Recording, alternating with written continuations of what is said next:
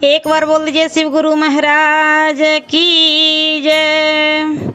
आइए अनंत भक्ति चैनल में आप सभी भक्तजनों का एक बार फिर से स्वागत है। आज मैं आप लोगों को माता तुलसी विवाह व्रत कथा सुनाती हूँ। प्राचीन ग्रंथों में तुलसी विवाह व्रत की अनेक कथा दी हुई है। उन कथाओं में से एक कथा मैं सुनाती हूँ। इस कथा के अनुसार एक कुटुंब में ननद तथा भाभी रहती थी। ननद का विवाह अभी नहीं हुआ था।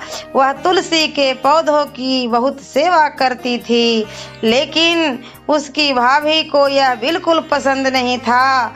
जब कभी उसकी भाभी को अत्यधिक क्रोध आता, तब वह उसे ताना देते हुए कहती कि जब तुम्हारा विवाह होगा तो मैं तुलसी ही बारातियों को खाने को दूंगी और दहेज में भी तुलसी ही दूंगी।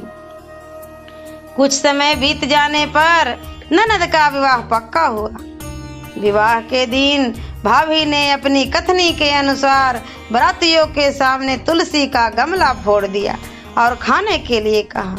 तुलसी जी की कृपा से वह फूटा हुआ गमला अनेक स्वादिष्ट पकवानों में बदल गया। भाभी ने गहनों के नाम पर तुलसी की मंजरी से बने गहने पहना दिए। वह सब भी सुंदर सोने जवाहरात में बन गए। भाभी ने वस्त्रों के स्थान पर तुलसी का जनेऊ रख दिया। वह रेशमी तथा सुंदर वस्त्रों में बदल गया। ननद की ससुराल में उसके दहेज की बहुत प्रशंसा की गई। यह बात भाभी के कानों तक भी पहुंची। उसे बहुत आश्चर्य हुआ। उसे अब तुलसी माता की पूजा की महत्व समझ आया। भाभी की एक लड़की थी। वह अपनी लड़की से कहने लगी कि तुम भी तुलसी की सेवा करो, तुम्हें भी बुआ की तरह ही फल मिलेगा। वह जबरदस्ती अपनी लड़की से सेवा करने को कहती, लेकिन लड़की का मन तुलसी सेवा में नहीं लगता था। लड़की के बड़ी होने पर उसके विवाह का समय आया। तब भाभी सोचती है कि जैसा व्यवहार मैंने अपनी ननद के साथ किया था, वैसा ही अपनी लड़की के साथ भी करती हूँ, तो यह भी गहनों से लद जाएगी और बारातियों को खाने में पकवान मिलेंगे। ससुराल में इसे भी बहुत इज्जत मिलेगी। यह सोचकर वह बारातियों के सामने तुलसी का गमला फोड़ देती है, लेकिन इस बार गमले की मिट्टी ही रहती है। मंजरी तथा पत्ते भी अपने रूप में ही रहते हैं। जनेऊ भी अपना रूप नहीं बदलता है। सभी लोगों तथा बारातियों भी भाभी की बुराई की जाती है।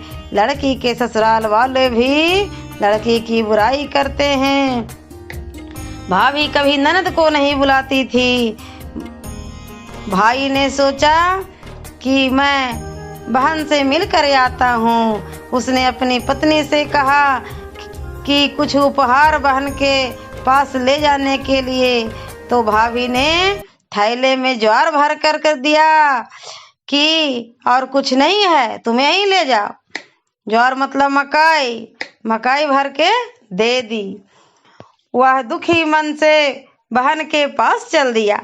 वह सोचता रहा कि कोई भाई अपने बहन के घर ज्वार कैसे ले जा सकता है। यह सोचकर वह एक गौशाला के पास रुका और ज्वार का थैला गाय के सामने पलट दिया। सोचा कि गाय खा लेगा, उसका पेट भर जाएगा, हम कैसे ले जाएं? मकई कोई ले जाएगा बहन के। हाँ, इसलिए बेचारा लाज शर्म से गाय के सामने दे दिया। तभी गाय पालने वाला ने कहा कि आप गाय के सामने हीरे मोती तथा सोने क्यों डाल रहे हो?